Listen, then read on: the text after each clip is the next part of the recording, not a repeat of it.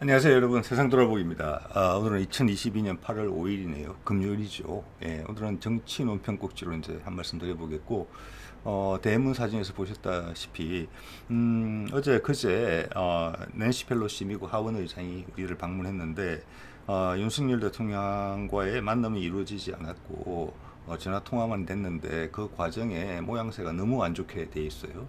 차라리 안 만났던 게 차라리 낫지 않았느냐, 외교적으로. 큰 외교적인 신뢰를 좀 범했다. 저는 그렇게 생각을 합니다. 그리고 그 과정을 통해서 지금 미국과 우리 사이에 큰 사안이 있다. 우리 국민들한테는 알려지지 않는, 그리고 그 사안에 대해서 양 국가의 의견이 많이 다르다. 이런 느낌을 받았습니다. 그 점에 대해서는 이야기를 좀 해볼까 해요. 자, 이거는 뭐 오늘인가요? 기시다 총리하고 이제 일본을 방문한 거죠. 우리 기시다 총리가 같이 사진을 찍었네요. 나와서 뒤에 있는 다른 사람들은 아마 이제 하원 의원 대표단인 것 같아요. 예. 그래서 말레이시아, 싱가포르, 대만, 우리 거쳐 일본까지 갔는데 저 모든 국가의 이제 수장들을 다 만났죠. 예. 그래서 뭐 저도 다른 국가들이 다 만났기 때문에 우리도 반드시 만나야 된다 그런 건 아니지만, 낸시 펠로시는 미국에서 서열이 3위예요 지금. 네. 그러니까 권력 승계 유고시에 대통령, 그다음 부통령, 그다음 하원 의장이에요. 그러니까 하원 의장이고, 또 민주당의 아주 유력한 정치인이고, 바이든도 민주당이죠. 그리고 이번 11월 8일인가요? 미국 중간 선거가 있고, 거기서 인기 없는 바이든이 반드시 이겨야만 돼요. 안 그러면 그의 정치 생명이 끝이 나요. 예, 그렇게 되면 다시 트럼프로 돌아갈 가능성이 크기 때문에 낸시 펠로시는 지금 은퇴를 앞두고 있거든요. 고령이에요. 우리 나이로 83인가 그래요. 바이든보다 나이가 더 많아요. 엄청나게 빡빡한 일정을 소화하고 있거든요. 예, 자기 나라 미국을 위해서, 그리고 바이든을 위해서 몸을 불사르고 있다 이렇게 표현해도 그렇게 과하지는 않아요. 자, 그런 사람이 넘버 3가 미국의 넘버 3면 웬만한 나라의 넘버 1보다 훨씬 더 중요하죠. 쓰면 만나주는 게 일반적이라고 저는 봅니다. 예. 자, 그런데 우리는 그 모양새를 또 너무 안 좋게 해서 안 만난 거죠. 예. 차라리 그냥 안 만나는 것보다 못할 정도로. 예. 자, 그래서 이거 보면 이게 뭐 MBC 보도 내용이에요. 그날 당일에 나온 이야기들이에요. 이게 만남을 조율 중이다. 안 만난다. 그러다가 조율한 적도 없다. 그래서 나중에 전화 통화했고. 그럼 시민사회수석은 또 이런 이야기를 해요. 펠로시 파트너는 국회의장이다. 즉 대통령이 안 만난다. 만날 이유가 없다. 이거는 상당히 신뢰되는 발언이에요. 펠로시가 방문한 다른 나라들한테. 예. 그러면 그 나라 수장들은 바보라서 국회의장이 대신 만나도 되는 거를 대통령이나 총리가 가서 만났느냐. 이런 건 해서는 안 되는 발언이라고 보고, 각각 다른 참모가 다른 이야기를 한 시간마다 다른 이야기를 했어요. 이거는 어떤 경우 이런 일이 생기느냐. 펠로시가 방문하고 대통령을 만나고 싶다는 의견이 당일 나왔다? 그런 일은 전혀 없을 겁니다. 여러분도 이해하시겠죠. 상당히 오랜 기간 전에 일정 조율하고 의제까지 다 조율합니다. 정상회담처럼. 그런데 이게 뭔 일인지 당일날 참모들의 의견이 뒤죽박죽인 모습을 보여요. 이 자체가 볼썽사납고 부끄럽고 외교적으로는 실례고 그래요. 네. 그래서 제가 봤을 때는, 흐름을 봤을 때는 처음에 거절을 했던 것 같아요. 무슨 이유에선가? 그 이유에 대해서는 뒤에 말씀드려 보겠습니다. 그러다가 당일날 와서 이 낸시 펠로시가 한국에서 반드시 윤석열과 말을 섞어야 되겠다라는 생각이 있어서 약간의 굴욕감을 무릅쓰고 다시 재요청한 게 아닌가 싶은 생각이 들어요. 자, 그랬더니 이제 의견들이 갈린 거예요, 지금 이게. 예, 갈려서 물론 이제 윤석열 본인의 의견도, 대통령 본인의 의견도 이게 들어 있겠죠. 왔다 갔다 하는 와중에 어떤 그 중에 하나는 자기 생각일 겁니다, 아마. 그래서 희한한 모습을 연출한 끝에 이제 전화 통화가 된 것이죠. 예, 그래서 차라리 처음부터 거절했던 것을 유지한 것보다는 훨씬 못하게 됐다. 미국한테 큰 신뢰다. 이렇게 저는 생각이 됩니다. 예. 그런데 뭐 휴가라서 못하겠다, 못 만난다라고 이야기가 나왔는데, 저는 그것도 괜찮은 의견이라고 봐요. 나는 1년에 3일밖에 휴가가 없다. 예. 그래서 이때는 나는 내 사생활을 지키는 365일 중에 3일 정도는 지키고 싶다. 그때는 모든 공무를 잊고 싶다. 그래서 지금처럼 연극도 보러 다니고 부부끼리 이러고 싶다라고 주장하면은 조금 어색하지만 개인의 스타일이고 이해할 만하다라고 넘어갈 수 있는 부분이라고도 봐요 저는. 그렇지만 지금처럼 왔다 갔다 하는 거는 정말 용납하기 어렵다. 예, 이건 큰 실수다. 신뢰다. 저는 그렇게 봅니다. 또 그만큼 낸시 펠로시가 그런 굴욕감을 무릅쓰고 윤석열과 만나지 못하면 통화라도 하자라고 이야기했다는 것은 미국이 윤에게 강력히 뭐가 원하는 바도 간절히 원하는 바도 있다. 이런 생각이 겹쳐서 들어요. 하지만 모양새는 안 좋다. 그 사실은 달라지는 게 없을 것 같습니다. 네. 그리고 또 하나 우리 언론에서 이런 말들이 나와요. 그리고 뭐 정치인들도 이런 이야기를 뱉은 사람이 있어요. 보니까 자, 면담 불발이 중국이 무서워서 그랬다. 이런 건데 이거는 저는 이런 발언 보고 정말 실망했어요. 그런 정치인들 우리 마음속에 아직 이런 부분이 남아 있다는 게 우리는 미국의 동맹국인 지가 벌써 70년이 넘었어요. 예, 70에서 80년 사이예요. 그러면 바이든 대통령이 우리나라 와가지고 우리 윤석열 대통령과 정상회담을 하더라도 중국이 반대하는 거예요. 그럼 그 눈치 봐서 정상회담 할까 못할까 이렇게 말하는 거랑 똑같은 거예요. 근데 그게 아니잖아요. 그러니까 이거는 갖다 붙일 게 없으니까 갖다 붙이는데 그때 본심이 드러나는 거잖아요. 저 마음속에 깊이 잠재의식 속에 있는 작은 국가로서의 마음가짐. 버릇처럼 나오는 거죠. 어떻게 보면 습관처럼. 그게 너무 안타깝다는 말씀을 드리고 아직도 이런 생각을 가진 사람이 있다는 게 제가 알기로도 윤석열 대통령이 뭐 중국뿐만이 아니라 러시아에도 가시도 침발을 했잖아요. 네, 이런 거 무서워해서 그럴 스타일이 아니에요. 네, 다른 이유가 있는 거죠. 다른 이유. 그 이유를 모르겠으니까 뭐 습관적으로 이런 말을 뱉은 거라고 저는 봅니다. 네. 그리고 아마 통화를 한 이후인가 그 다음 날인가 판문점을 방문을 했죠. 판문점을 방문했는데 이때부터 좀 이상한 느낌. 물론 그 전화 통화가 이루어지는 그 오락가락도 참 이상하지만 판문점 방문도 의외로 많이 이상했어요. 제 눈에는. 여기에 우리나라 기자단이 따라간 것 같지가 않아요. 미국 기자단도 따라가지 않았던 것 같아요. 그래서 이 판문점 방문을 보도한 기사를 보면은 이 사진처럼 펠로시의 트위터에 있는 사진들을 가져왔어요. 펠로시가 트위터에 사진을 몇 장 올렸어요. 제가 오늘 그 몇 장을 다 보여드리는 셈이에요. 어떻게 보면은. 그래서 예전 같았으면은 북한은 미국의 가장 큰 적이에요. 중국에 절대 뒤지지 않는 적이에요. 나라는 작지만 중국보다 훨씬 호전적이에요. 그리고 최근까지 뭐 ICBM 발사를 했잖아요. 6월 달까지. 그리고 지금 핵폭발 실험도 다시 하겠다고 협박을 하고 있는 과정에 있거든요. 자, 그리고 그것과 우리 남한에 있는 일부 정치 세력과는 그게 자웅이 잘 맞아요. 그래서 폭발적인 메시지를 이끌어내서 여론에 지금 그게 지금 되게 윤석열의 지지율이 떨어져 있잖아요. 그걸 반전시키는 카드로서 활용할 수 있는 좋은 거예요. 낸시 펠로시가 몇 마디 해주면 왜냐하면 미국이 이해관계도 같이 하고 있으니까. 그런데 대한 기대가 전혀 처음부터 보이지가 않아요. 차라리 한국을 오지 말았으면 하는 그런 느낌까지 비춰질 정도예요. 그래서 언론이 아무도 안 따라갔어요. 그건 낸시 펠로시 측에서 요구한 것 같아요. 그거는 북한을 자극하기 싫다는 거예요. 그걸 그런 계기로 삼지 마라. 그걸 이미 알고 있었어요. 우리 정부도. 그렇기 때문에 기대가 없었어요. 만나지도 않겠다는 이유도 거기도 당연히 그 중요한 그 중요한 사안에 여기 부속되는 거예요. 여기서 낸시가 판문점 가대 그런 이야기는 절대 안 하겠구나. 낸시가 판문점 가는 게 싫어요 지금. 그런 느낌까지 줘요. 그래서 본인 트위터에 사진 몇 장 올린 게 답니다. 그렇지만 낸시는 반드시 판문점을 가고 싶어 했다는 것을 또 거꾸로 이야기해주고 있어요. 자, 갔다 와서 북한에 대한 이야기를 했느냐? 북한의 비업자도 이야기하지 않았습니다. 이게 그러니까 다녀와서 자기 트위터에 올린 글이에요. 여기 보면 뭐라고 되어 있냐면은 미 의회와 미국을 대신해서 거기에 애국적인 활동을 하고 있는 군인들한테 우리가 감사함을 전달했다 이런 내용이에요. 자, 그들은 거기서 한국 한반도에서 민주주의를 지키기 위한 파수꾼으로 역할을 하고 있다. 이렇게 적은 거예요. 북한에 비업자도 없죠.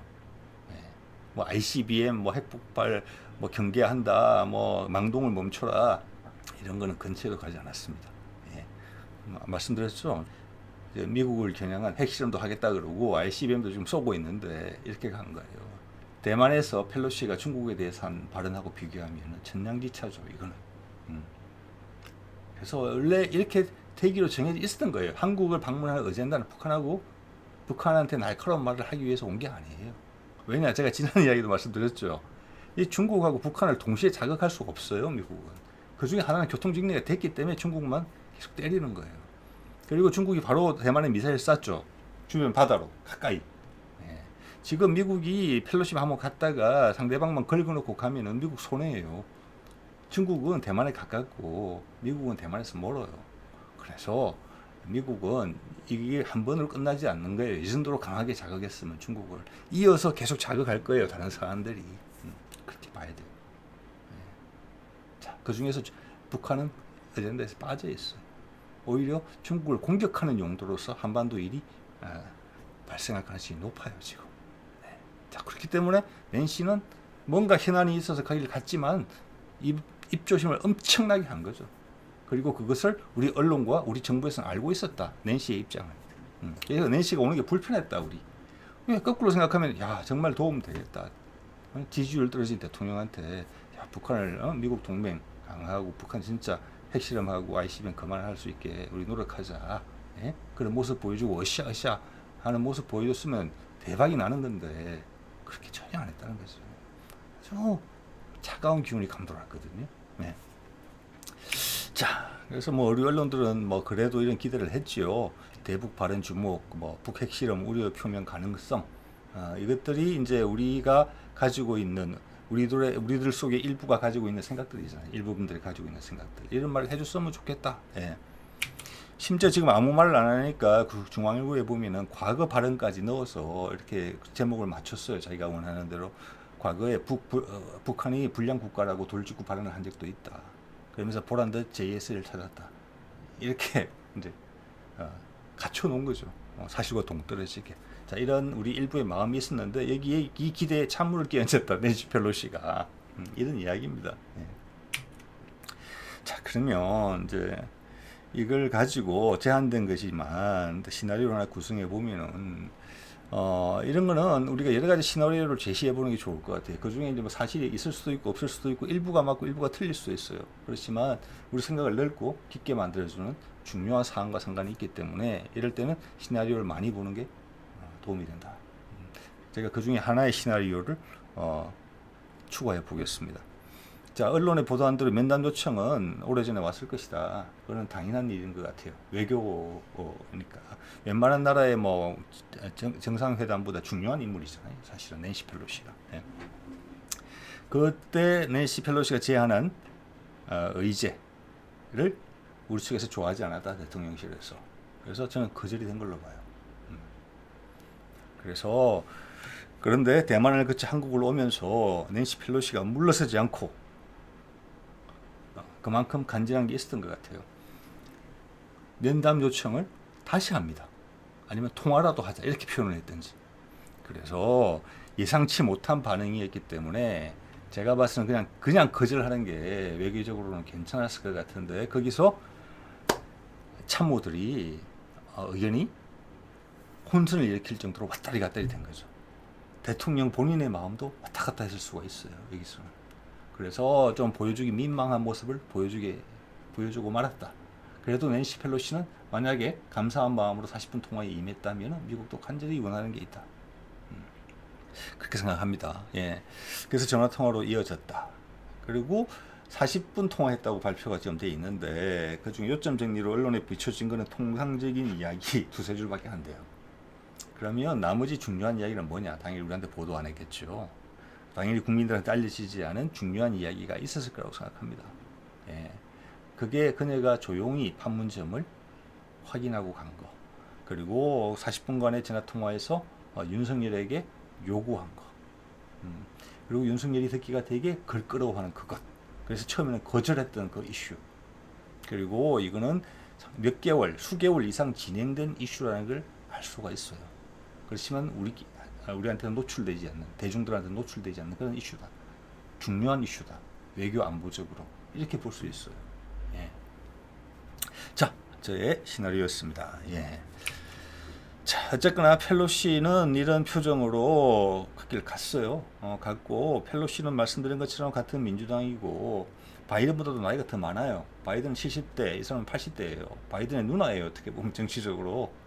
그리고 민주당을 책임지는 사람이고, 이번 중간선거에서 승리를 거둬서 바이든의 지지율을 돌리고, 트럼프가 재등장하는 걸 막아야 된다. 이런 책임감을 크게 안고, 이 고령의 나이에 엄청나게 빡빡한 이 스케줄, 시차가 막 바뀌는데도 와도 그다음부터 막 뛰어다니잖아요, 지금. 이거를 무리하게 행하고 있는, 지금 또 강력한 기운을 지금 뿜어내고 있는 그런 상태에 있어요. 예. 거기에 아까 제 시나리오대로 하자면은 어떻게 보면 약간 굴욕적으로 낮춰서 한국한테 뭔가를 계속 요구하고자 했던 거예요. 그러면서 조용히 판문점을 다녀온 거예요. 그 분위기는 그대로 바이든한테 전해지겠죠. 자, 지금 윤석열과 바이든 사이에는 큰 알력이 있다. 저는 그렇게 봅니다. 그래서 여기서 어떤 선택을 하느냐에 따라서 앞으로 윤석열의 운명에 크게 영향을 주는 지금 사안을 우리가 지금 지나가고 있다. 이렇게 보시면 될 것 같아요. 노출되지 않은 상태로. 예. 자, 그래서 이거를 이제 봤을 때는 제가 추정컨대는 한미 간에 중요한 사안에서 의견 충돌이 있고, 그 사안은 북한과 상관이 있다. 외교 안보적인 면에서. 그래서 낸시 펠로시가 판문점을 갖고 북한 맨 밑 앞에까지 가서도 그들의 가장 강력한 적국, 가장 호전적인 적국인 북한에 대해서 하나도 부정적인 말을 하지 않았다. 북한이라는 말도 꺼내지 않았다. 이것은 거꾸로 지금 한미 간의 의견 충돌이 있는 그 사안이 북한과 상관이 있다. 그리고 거기에 대한 언급은 윤석열과의 40분 통화에서 주고받았을 것이다. 그렇게 본다는 거죠. 예. 그래서 제가 제 정치 논평을 쭉 보시는 분들은 아마 아실 겁니다. 그게 어떤 사안인지에 대해서. 지금 6월 12일 날 마지막으로 공격적인 모습을 보이고 나서 북한이 54일째 지금 남한을 목표로 한 것이든 아니면 미국을 목표로 한 것이든 어떤 공격적인 모습을 보이고 있지 않아요. 54일이에요. 54일째. 근 2달이 다 돼갑니다. 자, 그렇기 때문에 지난 정부에서 추진했던 다리를 놓은 것이죠. 다리를 놓았던 북미 종전선언이 북미 종전선을 향한 협상이 잘 진행 중이다. 순항 중이다. 그리고 이런 북한의 공격적인 제스처는 그 협상의 진행 여부하고 밀접하게 상관이 있다. 그런 말씀 여러 번 드렸습니다. 그 생각 저는 여전히 유효하죠. 그래서 지금 협상이 잘 되고 있다. 11월 8일 중간선거다. 자, 그러면 북미 종전 선언을 하려면 타이밍이 9월 말 아니면 10월 초가 돼야 된다. 계절을 감안하고 그때 중간선거 스케줄을 감안했을 때. 그러면 이미 모든 결정은 돼 있고 실무적인 사안으로 준비를 해야 되는 시점이다. 지금. 그때 낸시 펠로시가 여기를 왔고 판문점을 간 것이다. 그리고 낸시 펠로시는 바이든을 대신해서 이와 관련된 협조 요청을 했을 것이다. 이렇게 추정이 되는 거예요. 그러면 충분히 바이든을 대신해서 특사라는 명칭을 달지 않고도 그런 말을 할 수 있는 정도의 영향력을 가진 미국 정치인이에요. 예. 자, 그 중에 하나로 어떤 요청을 했을지는 여기까지 어느 정도 일리가 있다고 생각하시는 분들이라면은 그 다음 어떤 미국의 요청이 있었을지를 추가로 생각해 보는 건 그렇게 어렵지 않아요. 휴전협정이 판문점에서 발생했었죠. 1953년에. 예. 그러면 당연히 종전협정을 조인식도 이 판문점에서 하는 게 맞아요.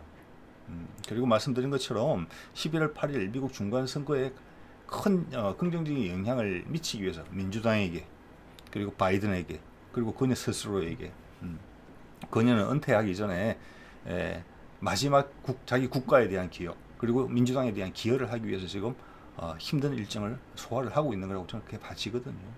예. 자, 그렇다면 이게 세계적인 평화 이벤트가 돼야 돼요. 예. 세계적인 평화 이벤트가 많은 나라에서 축하를 받고 많은 엄청난 공연이 벌어지면서 세계 분위기를 바꿔야 돼요. 투자 분위기도 불러일으키면서 침체된 경제, 세계 경제에 돈을 돌려야 돼요. 경기에 침체되는 그 달러의 가치를 지켜내야 되는 그런 부분이 있어요. 예. 그 여러 가지가 모여 있어요. 말씀드린 것처럼 러시아하고 화해할 수 있는 그런 계기도 되는 거예요. 지금 이게 여러 가지 안들이 이렇게 좀 뭉쳐져 있어요. 세계적으로 가장 중요한 이벤트가 되는 거예요. 예전에 많이 나왔던 것처럼 교황이 올지도 모르고 BTS가 공연을 할지도 모르겠어요. 그게 미국이 필요한 실무 준비의 한 부분도 분명히 있을 거예요. 전 세계적 이벤트, 행위 예술이 돼야 되는 거거든요. 이 조약이 단지 사인만 하는 게 아니라. 그래야지만 바이든에게 도움이 되는 거고 미국의 지도력을 지켜낼 수 있는 거예요. 미국이 세상에 새 바람을 일으킬 수 있는 힘을 아직도 갖고 있구나. 지도력은 희망이거든요. 힘이기도 하지만. 그래서 중국이 가지지 못한 것을 미국은 가지고 있는 거예요. 세상 사람들한테 희망을 주는 걸, 개척하는 거.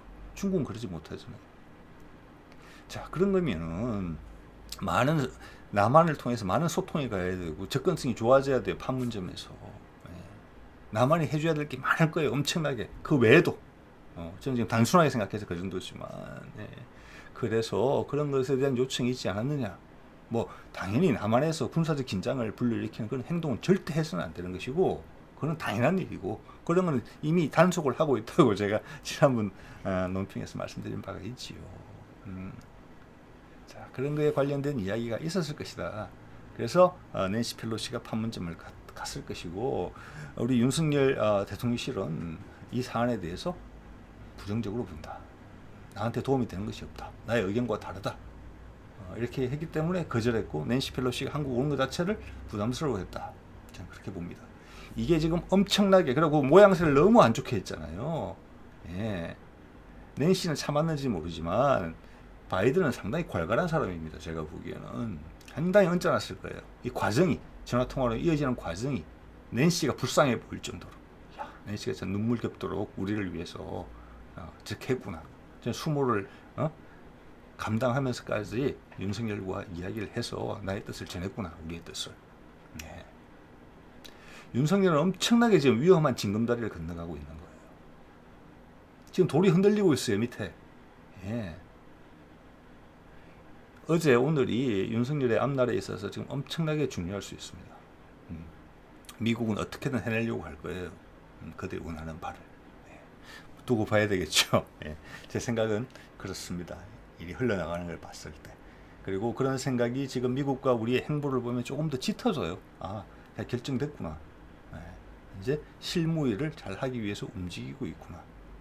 그래서 관심을 유럽에서 떼와서 중국으로 올렸구나. 분명히 미국은 대만에 한번 이렇게 들쑤셔 놓고 가는 거, 그거는 미국에 덕이 안 된다고 할 거예요. 대만은 더 불안해하니까. 그러면 그 후속타가 계속 나올 것이다. 중국을 흔들. 말씀드렸죠. 중국의 시진핑도 11월 달에 중요하다는 거. 본인이 연임을 하기 위해서.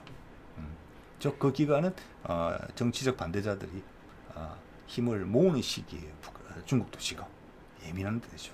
양쪽이 다 예민한 때예요. 그 상황에서 윤석열이 처신을 지금 잘 못하고 있을지 몰라요. 그들은 강대국이에요. 정말로. 이 조정자 역할을 못하고 있어요. 거기서 자기 고집을 피우고 있어요. 지금.